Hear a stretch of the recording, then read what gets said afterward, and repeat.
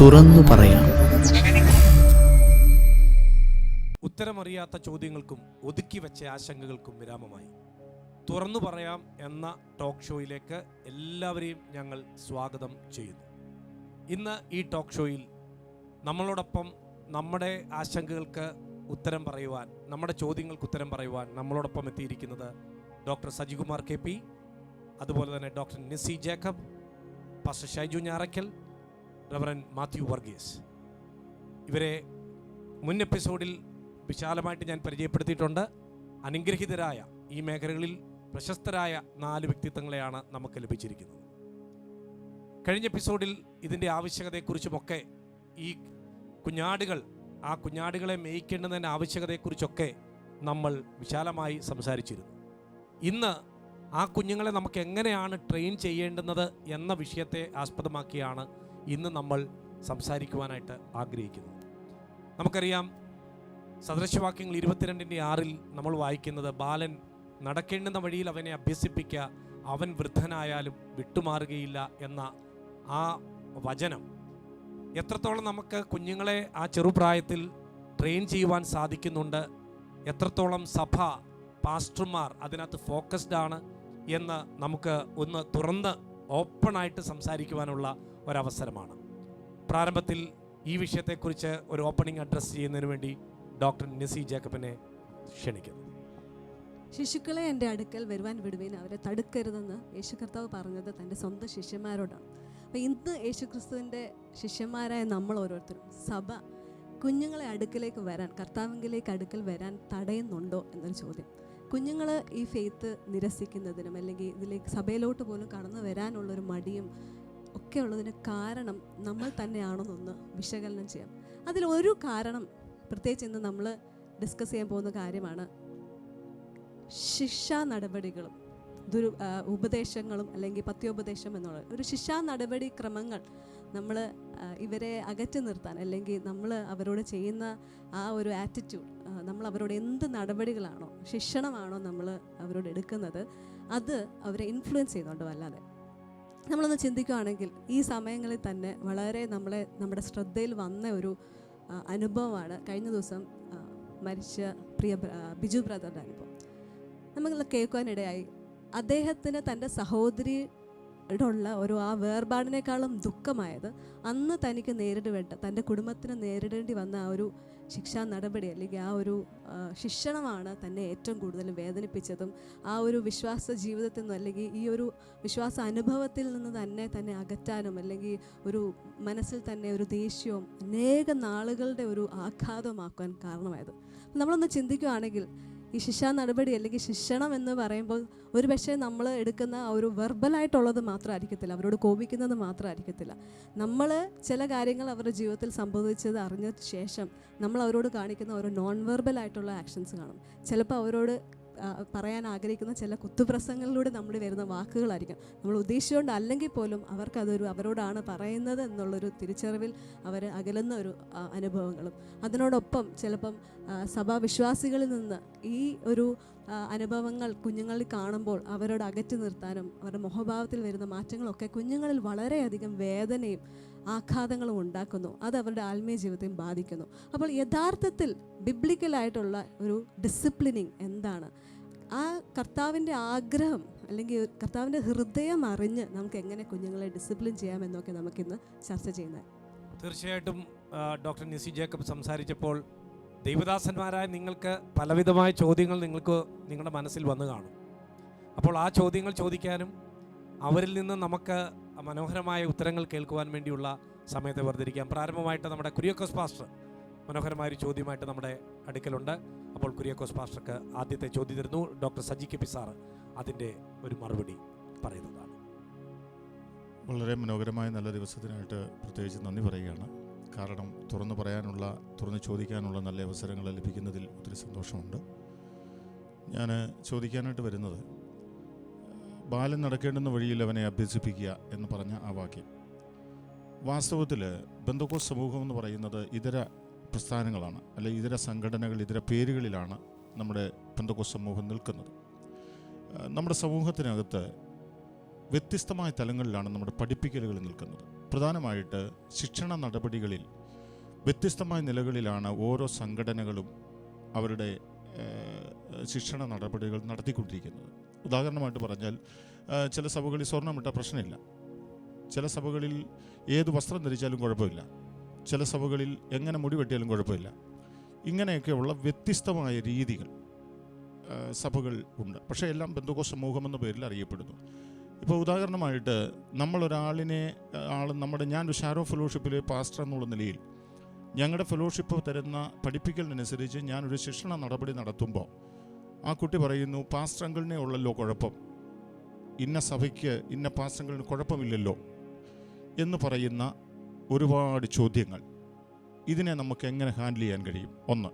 അതോട് ചേർന്നുള്ള മറ്റൊരു ചോദ്യം, സമാനമായ മറ്റൊരു ചോദ്യം, ഇന്ന് ഇതുപോലുള്ള കൗൺസിലിംഗ് ക്ലാസ്സുകൾ, അതുപോലെ തന്നെ നമ്മുടെ ക്യാമ്പുകൾ ഒക്കെ വർദ്ധിച്ചു വന്നിരിക്കുന്ന കാലഘട്ടമാണ്. ഇതിൽ നമ്മുടെ സഭകളിൽ നിന്ന് കുഞ്ഞുങ്ങളെ ധാരാളം പറഞ്ഞു വിടാറുണ്ട്. ഈ കുഞ്ഞുങ്ങൾ അവിടെ ചെല്ലുമ്പോൾ ആ കൗൺസിലർ അല്ലെങ്കിൽ ആ ഒരു ക്ലാസ് അറ്റൻഡ് ചെയ്യുന്ന, ക്ലാസ് എടുക്കുന്നയാൾ തൻ്റെ ചിന്താഗതിയിൽ നിന്നുകൊണ്ട് ഒരുപാട് ഉത്തരങ്ങൾ കുഞ്ഞുങ്ങളോട് പറഞ്ഞു വിടാറുണ്ട്. ഈ ഉത്തരങ്ങളുമായിട്ട് കുഞ്ഞുങ്ങൾ ചർച്ചിൽ വരുമ്പോൾ നമ്മൾ ഇവരെ പഠിപ്പിച്ചുകൊണ്ടിരിക്കുന്ന പഠിപ്പിക്കലുമായിട്ട് വ്യത്യസ്തമായിട്ടാണ് ഇവർ പഠിച്ചു വരുന്നത്. അപ്പോൾ ഇവരിൽ ഒരുപാട് ചോദ്യങ്ങൾ ചോദിക്കുന്നുണ്ട്. സജി സാറ് പറഞ്ഞാണോ ശരി, നിസിസ് ടീച്ചർ പറഞ്ഞാണോ ശരി, പാസ്റ്ററുകൾ പറയുന്നതാണോ ശരി? ഇതിനെ നമുക്ക് എങ്ങനെ ഹാൻഡിൽ ചെയ്യാൻ പറ്റും? ഏത് രീതിയിൽ ഇവരെ നമുക്ക് അതിൽ നിന്ന് രക്ഷപ്പെടുത്താൻ കഴിയും? Thank you pastor. അത് പാസ്റ്റർ ഇപ്പോൾ ചോദിച്ചൊരു ചോദ്യം നമ്മുടെ ഈ എപ്പിസോഡിൻ്റെ പേരുമായിട്ട് കൃത്യമായിട്ട് യോജിക്കും. തുറന്ന് പറയുക എന്ന് പറഞ്ഞത്. ഞാൻ ആ ചോദ്യം ചോദിച്ചുകൊണ്ടിരുന്നപ്പോൾ ഞാൻ ഓർത്തത്, ഓരോ ചർച്ചുകൾക്കും ഓരോ ഡിനോമിനേഷനും ആ ഡിനോമിനേഷൻ്റെ ലീഡേഴ്സ് ചേർന്ന്, കൗൺസിൽ ചേർന്ന് എടുത്തിരിക്കുന്ന കുറേ നിയമാവലികളുണ്ട്. അല്ലെങ്കിൽ ഒരുപക്ഷെ ആ പ്രസ്ഥാനത്തിൻ്റെ ഫൗണ്ടേഴ്സും അതിൻ്റെ ആരംഭകാല പിതാക്കന്മാരൊക്കെ മുന്നോട്ട് വച്ചിരിക്കുന്ന ചില നിലപാടുകളുണ്ട്. അതെല്ലാം ആത്മീയമായ കാര്യങ്ങൾ തന്നെയാണ്. ഏതെങ്കിലും ഒരു പ്രസ്ഥാനം മറ്റൊരു പ്രസ്ഥാനത്തേക്കാൾ ബെസ്റ്റ് എന്ന് പറയുന്നതിനേക്കാളും ഇവയെല്ലാം കൂടെ ചേരുന്നതാണ് ദൈവസഭ എന്ന് പറയാം. എന്നാൽ തന്നെ നമുക്ക് വേദപുസ്തകത്തിൽ നിന്ന് നമുക്ക് ലഭിച്ചിരിക്കുന്ന ഉൾക്കാഴ്ച അനുസരിച്ച് ഉൾക്കൊള്ളാൻ പറ്റാത്ത കുറച്ച് കാര്യങ്ങൾക്ക് അതിനും അതിൻ്റേതായ നിലപാടുകളുണ്ട്. അപ്പോൾ ഈ നിലപാടുകൾ കാർക്കശ്യമുള്ളതാണോ, മോഡറേറ്റ് ആണോ, ഏറ്റവും ലീനിയൻ്റ് ആണോ എന്നതിനേക്കാളും ആ ചർച്ചിലെ കുട്ടികളിലേക്ക് ഈ നിലപാടുകൾ എങ്ങനെ പ്രസൻറ്റ് ചെയ്യപ്പെടുന്നു എന്നതൊരു കാര്യമാണ്. ഇപ്പോൾ ഉദാഹരണത്തിന് നമുക്കറിയാവുന്ന, പേരെടുത്ത് പറയുന്നില്ലെന്നേ ഉള്ളൂ, ചില മതവിഭാഗങ്ങളുണ്ട്. ആ മതവിഭാഗങ്ങളിൽപ്പെട്ട ചില കുട്ടികൾക്ക് ആ മതം അവരെ പഠിപ്പിക്കുന്ന ചില കഠിനമായ ജീവിത ശൈലികൾ സന്തോഷത്തോടെ അവർ ഫുൾഫിൽ ചെയ്യുന്നത് കാണുമ്പം ചിലപ്പോൾ നമ്മൾ ചോദിക്കും, നമ്മുടെയൊക്കെ ബാക്ക്ഗ്രൗണ്ടിൽ അങ്ങനെയൊക്കെ പറഞ്ഞാൽ നമ്മുടെ പിള്ളേർ നാളെ ചർച്ചയിൽ വരുമോ എന്ന് ചോദിക്കും. അതിൻ്റെ ഒരു ഉത്തരം എന്നാന്ന് വെച്ചാൽ, ഈ കുട്ടി ഇന്ന് പ്രാക്ടീസ് ചെയ്യുന്ന നമ്മുടെ പെർസ്പെക്റ്റീവിൽ അതികഠിനമായൊരു ശൈലി, ഒരു ശീലം, അത് സന്തോഷത്തോടെ ആ കുട്ടി ചെയ്യുന്നതിൻ്റെ കാരണം ആ കുട്ടി വളർന്നു വന്ന ആ വളരെ ചെറിയ ചൈൽഡ്ഹുഡ് ടൈമിൽ ഏത് ശൈലിയാണോ ശീലമാണോ പ്രസൻറ്റ് ചെയ്യപ്പെട്ടത് അതിനെ വളരെ പോസിറ്റീവായിട്ടും ഇഫക്റ്റീവായിട്ടും കുഞ്ഞു മനസ്സിലേക്ക് കൊടുത്തു. അപ്പം എനിക്ക് തോന്നുന്നത് ആദ്യം സംഭവിക്കേണ്ടത്, നമ്മുടെ ചർച്ചകൾക്കകത്ത് പാസ്റ്റർമാർ മാത്രമല്ല, വിശ്വാസികൾ എന്ന് പറയുമ്പം മാതാപിതാക്കൾ ഉൾപ്പെടെ നമ്മുടെ ചർച്ച ഉയർത്തിപ്പിടിക്കുന്ന മൂല്യങ്ങൾ ഏറ്റവും ബെസ്റ്റാണെന്ന് വളരെ ചെറുപ്രായത്തിൽ ഈ കുട്ടിയുടെ അകത്തേക്ക് കൊടുത്താൽ, മറ്റൊരു ഡിനോമിനേഷനിൽ നിന്ന് വ്യത്യസ്തമായ നിലപാട് കൊണ്ടുവന്ന കുട്ടി പറയും, അതല്ല ശരി, ഞാൻ ചെറുപ്പത്തിലേ കേട്ടതാണ്. അപ്പോൾ അത് ആ ചെറുപ്പത്തിലേ കൊടുക്കുന്നതിൻ്റെ ഒരു പ്രത്യേകതയാണെന്ന് അതിലൊരു ഇൻസൈറ്റ് ഞാൻ പറയാം. രണ്ടാമത്തെ ഭാഗത്തേക്ക് വന്നാൽ, ഒരു ക്യാമ്പിൽ നമ്മൾ ആ ക്യാമ്പിൻ്റെ സംഘാടകർ ക്ഷണിക്കുന്ന ടീച്ചേഴ്സ്, തീർച്ചയായിട്ടും ആ സംഘാടകർ ആ ടീച്ചേഴ്സിനെ ക്ഷണിക്കുന്നതിന് മുൻപേ ആ ടീച്ചേഴ്സിൻ്റെ പശ്ചാത്തലം എന്ത്, ആ ടീച്ചേഴ്സ് നേരത്തെ എടുത്തിരിക്കുന്ന ക്ലാസ്സുകളിലെ കണ്ടന്റ് എന്ത് എന്നുള്ളതൊക്കെ ഒന്ന് പഠിക്കുകയും വിശകലനം ചെയ്യുകയും ചെയ്തിട്ട് വിളിക്കുക എന്നുള്ളതൊരു ഉത്തരവാദിത്വം തന്നെയാണ്. കാരണം ഈ കുട്ടികളിലേക്ക് കൊടുക്കുന്ന ഇൻഫർമേഷൻ അത് ഫിൽറ്റർ ചെയ്തില്ലെങ്കിൽ, അത് കൃത്യമായതല്ലെങ്കിൽ, തുറന്നു പറച്ചിൽ പാസ്റ്റർ പറഞ്ഞാൽ തുറന്നു പറച്ചിൽ കറക്റ്റാണ്. ഒരു ക്യാമ്പിന് പോയി നമ്മൾ ഇതുവരെ പറഞ്ഞതിന് വിരുദ്ധമായൊരു കാര്യം ആ ക്യാമ്പിൽ നിന്ന് കേട്ടി വന്ന് കുട്ടികൾ നമ്മളോട് ചോദ്യം ചെയ്യുന്നൊരു സിറ്റുവേഷൻ ഉണ്ടാകുന്നതിൻ്റെ കാരണം എവിടെയോ വെച്ച് ആ ക്യാമ്പിൻ്റെ സംഘാടകർ ഉത്തരവാദിത്വത്തിൽ വീഴ്ച വരുത്തി. അവിടെ ഒരു ചോദ്യോത്തരവേദിയാണെങ്കിൽ പോലും ആ പറഞ്ഞ ഉത്തരം ആ ചോദ്യത്തിന് കൃത്യമായി പറഞ്ഞ ഉത്തരം അത് സഭയുടെ നിലപാടുമായിട്ട് യോജിച്ചു പോകുന്ന, അല്ലെങ്കിൽ ആ സമയത്ത് തന്നെ അതിൻ്റെ സംഘാടകർ അത് തിരുത്തേണ്ടിയിരുന്നു. അപ്പോൾ അതൊക്കെ ഒരു വളരെ റെയർ കേസ് ആയിരിക്കാം, സ്ഥിരമായിട്ട് നടക്കുന്നതല്ല. പക്ഷേ ആ റെയർ കേസ് ആണെങ്കിൽ പോലും അത്തരം ഇൻഡിവിജ്വൽ കേസസിന് ഇൻഡിവിജ്വലായിട്ട് ഹാൻഡിൽ ചെയ്യുക എന്നുള്ളതാണ് എനിക്ക് തോന്നിയത്. ഡോക്ടർ നെസി ജേക്കബിന് അതിനകത്ത് ആഡ് ചെയ്യാനായിട്ട്? അതുപോലെ തന്നെ നമ്മുടെ ചർച്ചിൽ ചെയ്യാൻ പറ്റുന്നത് നമുക്ക് ഡോക്ട്രിൻസിൽ ഇവരെ സ്ട്രോങ് ആക്കുക എന്നുള്ളതാണ്. ഇവർക്ക് ആ ഒരു ഫൗണ്ടേഷൻ നല്ല അടിയുറപ്പിച്ച് നമുക്ക് ഇടുവാണെങ്കിൽ അത്തരത്തിലുള്ള മെസ്സേജസും അത്തരത്തിൽ നമ്മൾ ഡോക്ട്രിൻസിനെ ഫോക്കസ് ചെയ്തുള്ള പ്രസംഗങ്ങളും ഉപദേശങ്ങളും കുഞ്ഞുങ്ങളിൽ നമ്മൾ സൺഡേ സ്കൂളിലൂടെയും അല്ലാതുള്ള മെസ്സേജസിലൂടെ ഇവർക്ക് കൊടുക്കുകയാണെങ്കിൽ വേറെ എന്ത് എതിര് വന്നാലും ഇവർക്ക് തന്നെ ഡിസേൺ ചെയ്യാൻ പറ്റും. ഇതിനോട് ചേർന്നിരിക്കുന്നതാണോ, ഇതിൽ നിന്ന് വരുന്നതാണ്. അതിനോടൊപ്പം തന്നെ ഉപദേശങ്ങളാണെങ്കിൽ പോലും ഏത് ആത്മാവിൽ നിന്ന് ജനിക്കുന്നതാണോ, ജഡത്തിൽ നിന്നുള്ളതാണോ, വെറും വികാരങ്ങളിൽ നിന്ന് വരുന്നതാണോ എന്ന് ഇവരെ ഡിസേൺ ചെയ്യാൻ, എക്യൂപ്പ് ചെയ്യാനുള്ളൊരു റോള് ദേവദാസന്മാരും നമുക്ക് ആ സഭയ്ക്ക് നമ്മൾ ചെയ്യുവാണെങ്കിൽ ഈ കുഞ്ഞുങ്ങൾ പിന്നെ എവിടെ വീണാലും ഈ അടിസ്ഥാനത്തിൽ ഇവർക്ക് നിലനിൽക്കാൻ ഒരു സ്ട്രോങ് ഫൗണ്ടേഷൻ ആവുകയാണ്. ഈ അടിസ്ഥാനമില്ലാതെ ഇവർക്ക് ഏത് ശരി എന്തില്ലെന്നുള്ള ഒരു കാറ്റടിക്കുമ്പോൾ തന്നെ പെട്ടെന്ന് അവർ ചെറുതും വലുതുമായുള്ളതിൽ വീണ് പോവുകയാണ്. അപ്പോൾ നമ്മുടെ ആ ഒരു റോള് ആ ഒരു ഡോക്ട്രിൻസിൽ ഇവരെ ഭയങ്കരമായിട്ട് സ്ട്രോങ് ആക്കുക എന്നുള്ളത് തന്നെ. യെസ്, വളരെ നല്ല ഒരു ആൻസർ കുര്യാക്കോസ് പാസ്റ്റർക്ക് ലഭിച്ചിട്ടുണ്ട്. ജോബി ജോൺ പാസ്റ്റർ PMG ചർച്ചിന് സൺഡേ സ്കൂളിൽ നേതൃത്വം കൊടുക്കുന്ന ദേവദാസനാണ്. പാസ്റ്ററുടെ ചോദ്യം. നിത്യോപദേശവും എന്നുള്ള ഇന്നത്തെ ഈ ഒരു സബ്ജക്റ്റിൽ മാതാപിതാക്കളും കുട്ടികളും തമ്മിലുള്ള ബന്ധം, അത് ദേവദാസന്മാർ നേരിടുന്ന വെല്ലുവിളികൾ, അതിനെക്കുറിച്ചാണ് ചോദ്യം. അതിലേക്ക് കടക്കുന്നതിന് മുമ്പേ നമ്മുടെ ഇന്നത്തെ ഈ ഒരു എക്സൽ മീഡിയ അവതരിപ്പിക്കുന്ന ഈ ഒരു ഇതിൻ്റെ സബ്ജക്റ്റ് എന്ന് പറയുന്നത് തുറന്നു പറയാം എന്നുള്ളതാണ്. എന്നാൽ നമ്മുടെ കുഞ്ഞുങ്ങൾ പലതും തുറന്നു പറയുന്നില്ല എന്നുള്ളതാണ് വളരെ ദൗർഭാഗ്യകരമായ ഒരു കാര്യം. ഉദാഹരണത്തിന് സ്കൂളിൽ അയക്കുന്ന ഒരു കുട്ടി, ചെറിയ ക്ലാസ്സിലെ കുട്ടിയെടുത്ത് ഉച്ചയ്ക്ക് മോളെ അല്ലെങ്കിൽ മോനെ നീ ചോറ് കഴിച്ചോ, ചോറ് കഴിച്ചോ എന്ന് പറഞ്ഞാൽ ആ കൊച്ചു ചിലപ്പം കഴിച്ചില്ലെങ്കിൽ പോലും വീട്ടിൽ വന്ന് കഴിച്ചു എന്ന് പറയത്തില്ല, കഴിച്ചില്ല എന്ന് പറയും. അതിൻ്റെ ശരിയായ കാര്യം തുറന്നു പറയുന്നില്ല. എന്ത് കാര്യമായാലും അതെന്തുകൊണ്ടാണ് തുറന്നു പറയാത്തത്? അവരുടെ ജീവിതത്തിലുണ്ടാകുന്ന വിഷയങ്ങളിൽ അവർ മാതാപിതാക്കളോടാണെങ്കിലും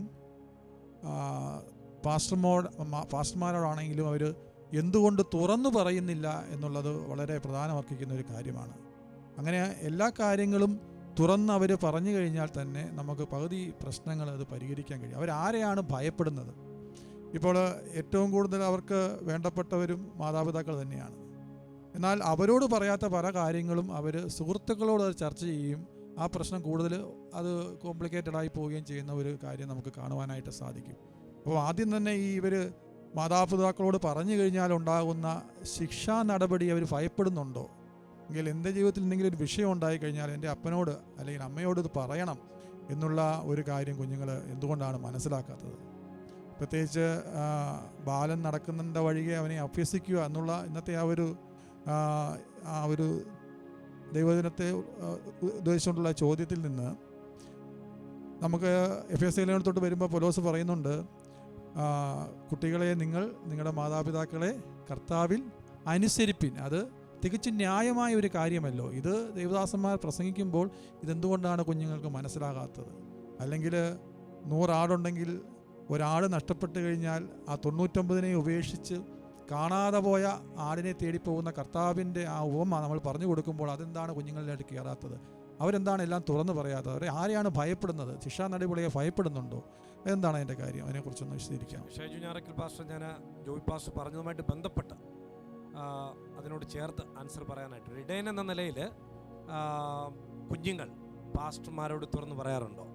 അവർ ഓപ്പൺ ആണോ എന്നുള്ളത്? അതുകൊണ്ട് ചില കുഞ്ഞുങ്ങൾ ഈ വിഷയങ്ങൾ നമ്മളോട് തുറന്നെന്ത് ചെയ്യാറുണ്ട്, സംസാരിക്കാറുണ്ട്. ഏറ്റവും പ്രധാനമായിട്ടുള്ള കാര്യം എന്ന് പറയുന്നത് ഇത് തുറന്നു പറയാൻ അവരെ മടിപ്പിക്കുന്ന കാര്യം ശിക്ഷ കിട്ടുമെന്നുള്ള പേടിയാണ്. അപ്പോൾ ശിക്ഷ ഉണ്ടാകും എന്നുള്ള ഭയം കൊണ്ടും അല്ലെങ്കിൽ അവരുടെ മാതാപിതാക്കൾ അറിഞ്ഞാൽ കഠിനമായി അവരെ ശിക്ഷിക്കുമെന്നുള്ള ചിന്ത അവരുടെ രീതിയിൽ ഉണ്ടാകുന്നത് കൊണ്ടും, പിന്നെ ഇത് വെളിച്ചത്ത് വന്നാൽ അവരെ പരിഹസിക്കപ്പെടുന്ന അനുഭവം അവരുടെ ജീവിതത്തിൽ ഉണ്ടാക്കുമോ, കളിയാക്കപ്പെടുന്ന അനുഭവം അവരുടെ ജീവിതത്തിൽ ഉണ്ടാകുമോ എന്നൊക്കെ ഉള്ളത് കൊണ്ടാണ് പലപ്പോഴും കുഞ്ഞുങ്ങളിത് പറയാൻ എന്ത് ചെയ്യുന്നത്, മടിക്കുന്നത്. എന്നാൽ നമ്മൾ കുഞ്ഞുങ്ങളോട് ഇടപെടുന്ന സമയത്ത് നമ്മൾ അവരുടെ സ്നേഹിതരാണ് എന്ന് അവരെ ബോധ്യപ്പെടുത്താൻ നമുക്ക് കഴിഞ്ഞാൽ കുഞ്ഞുങ്ങൾ അവരുടെ മനസ്സിലുള്ളത് എന്ത് ചെയ്യും? നമ്മൾ പറയാതെ തന്നെ പാസ്റ്റങ്ങളെ പറയാനുണ്ട്, കാര്യം പറയാനുണ്ട്. അല്ലെങ്കിൽ ഇപ്പം എന്നോട് പറയുന്ന പിള്ളേർ ചിലപ്പോൾ പറയാറുണ്ട്, പാസ്റ്റങ്ങളെ ആരോടും എന്ത് ചെയ്യല്ലേ, പറയല്ലേ, ഞാനൊരു കാര്യം പറയാം എന്ന് പറഞ്ഞു. ഞാനത് രഹസ്യമായിട്ട് സൂക്ഷിക്കാറുമുണ്ട്, ഞാൻ അവർക്ക് ഉപദേശം കൊടുക്കാറുമുണ്ട്. അപ്പോൾ കുഞ്ഞുങ്ങളോടുള്ള ഒരു അകൽച്ച എന്ത് ചെയ്യുന്നു, കൂടുന്നു എന്നുള്ളത് കൊണ്ടാണ് പലപ്പോഴും ഇത് പറയാൻ അവർക്ക് മടിക്കുന്നത്. അതുകൊണ്ടാണ് ഈ സമൂഹത്തിൻ്റെ അകത്താണെങ്കിലും സഭകളിലാണെങ്കിലും തെറ്റായ പ്രവണതകൾ വർദ്ധിച്ചു വരുവാനുണ്ടാകുന്ന കാര്യമെന്ന് പറയുന്നത്, ഇത് ഇവരുടെ മനസ്സിൻ്റെ അകത്ത് വയ്ക്കുന്നു. മനസ്സിൻ്റെ അകത്ത് കൊണ്ട് നടന്ന് കുറേ കാലം കഴിയുമ്പോൾ അവരുടെ ഇടയിലുള്ള അവരുടെ കൂട്ടുകാരോട് അവർ പറയുക. കാരണം ഇത് ആരോടെങ്കിലും ഒന്ന് പറഞ്ഞില്ലെങ്കിൽ അവർക്ക് എന്ത് ചെയ്യത്തില്ല, ഒരു സ്വസ്ഥത കിട്ടാത്തത് കൊണ്ട് അവരുടെ ഇടയിലുള്ള കൂട്ടുകാരോട് പറയുക. നാളെ ചിലപ്പോൾ ഇവരെ തന്നെ ബ്ലാക്ക് മെയിൽ ചെയ്യാനായിട്ട് എന്ത് ചെയ്യുന്നു, അത് കാരണമായി തീരും.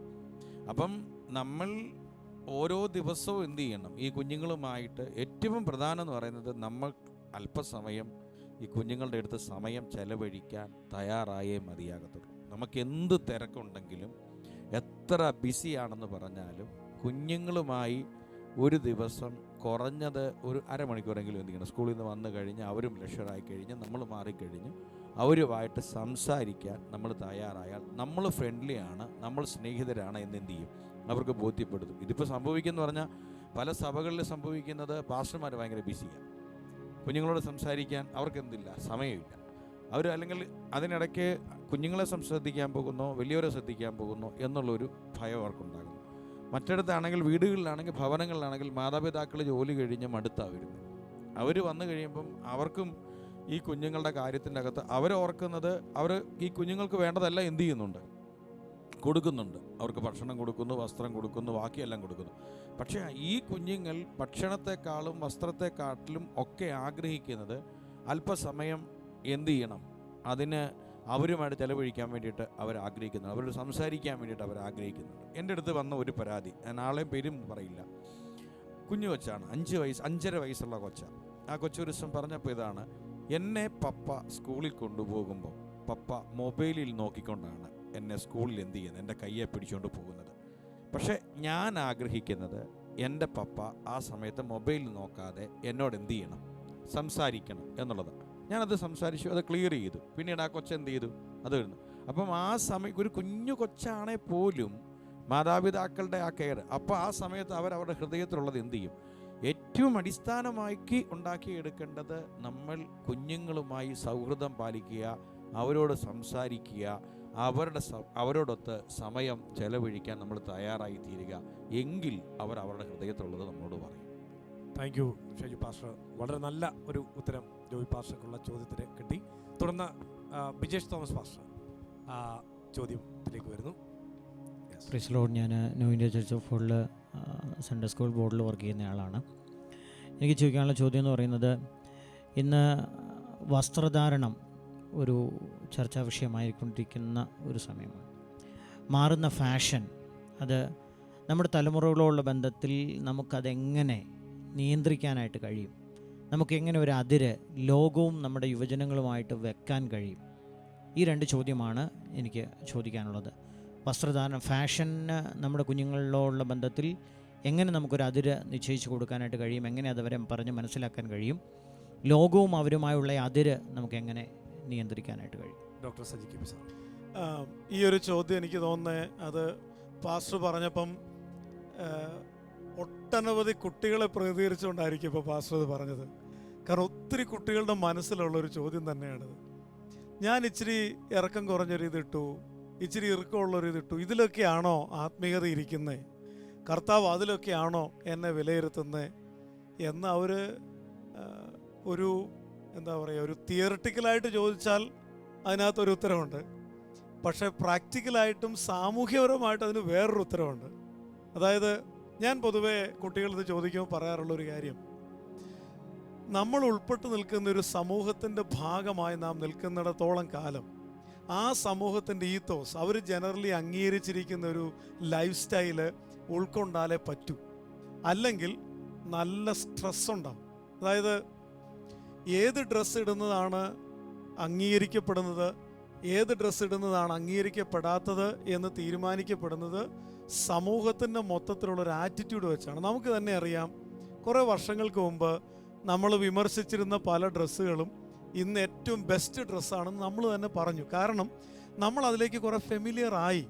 അപ്പോൾ ഈ പുതിയ ട്രെൻഡ് ഇങ്ങോട്ട് വരുമ്പം അല്പം സമയം എടുക്കുന്നേ ഉള്ളൂ, അത് കഴിഞ്ഞാൽ ആ ട്രെൻഡ് അങ്ങ് ശീലമായിക്കോളും. പക്ഷേ ആ ട്രെൻഡിൻ്റെ പുറകെ പോവുകയും ആരൊക്കെ എതിർത്താലും കുഴപ്പമില്ല, ഞാൻ എൻ്റെ ചിന്തയിൽ മുന്നോട്ട് പോകുന്നു പറയുമ്പോഴാണ് ഈ മുതിർന്നവരും ചെറുപ്പക്കാരും കുട്ടികളും തമ്മിലുള്ള പ്രതിസന്ധികളുണ്ടാകും. അപ്പം നമുക്ക് കുട്ടികളോട് പറയേണ്ടത് നിങ്ങൾ അതിടരുത്, നിങ്ങൾ ഇടരുതെന്ന് പറയുന്നതിനേക്കാളും അവരുടെ ആഗ്രഹത്തെ നമുക്ക് മാനിക്കാം, അവരോട് ശാന്തമായി സംസാരിക്കാം. ഇച്ചിരിയൊക്കെ കഴിയുമ്പോൾ ഈ ട്രെൻഡ് കോമൺ ആകുമ്പോൾ നമുക്കത് എടുക്കാമെന്ന് പറയാം. പക്ഷേ ഇതിലെനിക്ക് തോന്നിയിട്ടുള്ള പ്രധാനപ്പെട്ട ഒരു കാര്യം, ഞാനും ഒരു പാസ്റ്ററും കൂടെയാണ്, പാസ്റ്റർമാർക്ക് ഈ കാര്യത്തിൽ ഒരു പരിമിതി ഉണ്ടെന്ന് പലപ്പോഴും എനിക്ക് തോന്നിയിട്ടുണ്ട്. അവിടെയാണ് പ്രധാനപ്പെട്ട ഒരു ഇൻസൈറ്റ് എനിക്ക് ഷെയർ ചെയ്യാനുള്ളത്. ഒരു കുട്ടിയെ കറക്റ്റ് ചെയ്യുന്നതിലെ ബേസിക് എലിമെൻ്റ് ആ കുട്ടിയുടെ മാതാപിതാക്കളാണ്.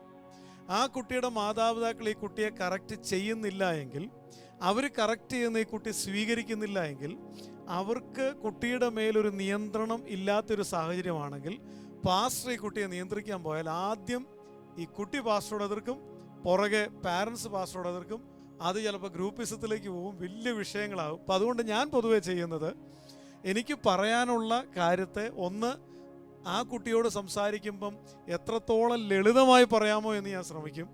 ആ കുട്ടിയുടെ പാരൻസ് ഉൾപ്പെടെയുള്ളൊരു വേദിയിൽ എത്രത്തോളം ബെസ്റ്റായിട്ട്, പ്രത്യേകിച്ച് ഒരു ഹൗസ് വിസിറ്റൊക്കെ നടത്തുമ്പം പറയാൻ പറ്റുമെന്ന് നോക്കും.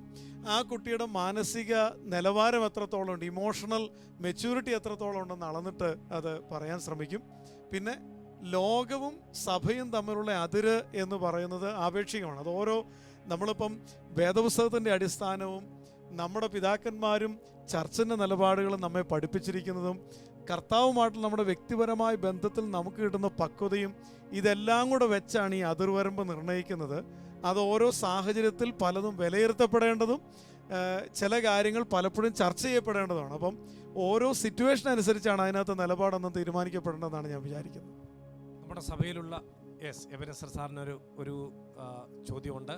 ആ ചോദ്യം കൂടെ കേട്ടിട്ട് നമുക്ക് ഈ എപ്പിസോഡ് നമുക്ക് വൈൻഡപ്പ് ചെയ്യാം. ഒരു ചോദ്യമായിട്ടല്ല ഞാനത് പറയുന്നത്. ഒരു യൂത്ത് ക്യാമ്പിൽ ഞാനിങ്ങനെ ഈ ചോദ്യങ്ങൾ ഫേസ് ചെയ്യുന്ന സമയത്ത് എനിക്ക് വന്നൊരു ചോദ്യമായിരുന്നു അത്. ഞാൻ എന്ത് ചെയ്യണം?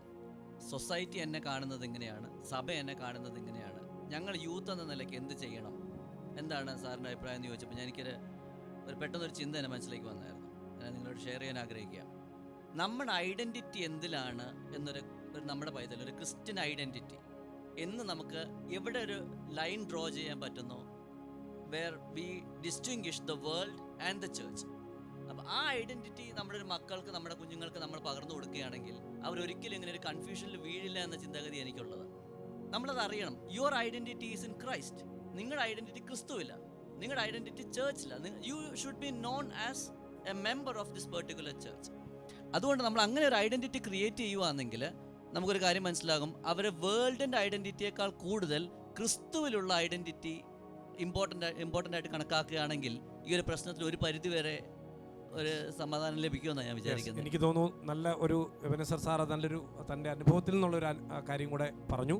നമ്മൾ ഈ എപ്പിസോഡ് ഇവിടെ വൈൻഡപ്പ് ചെയ്യുകയാണ്. പ്രത്യേകിച്ച് ഒരു ഇടയ ശുശ്രൂഷയിൽ നിൽക്കുന്ന നമ്മുടെ ഒരു ഏറ്റവും വലിയ റോളാണ് നമ്മുടെ കുഞ്ഞുങ്ങളെ അവരെ ശിക്ഷണത്തിൽ പത്യോപദേശത്തിൽ വളർത്തുക എന്നുള്ളത്.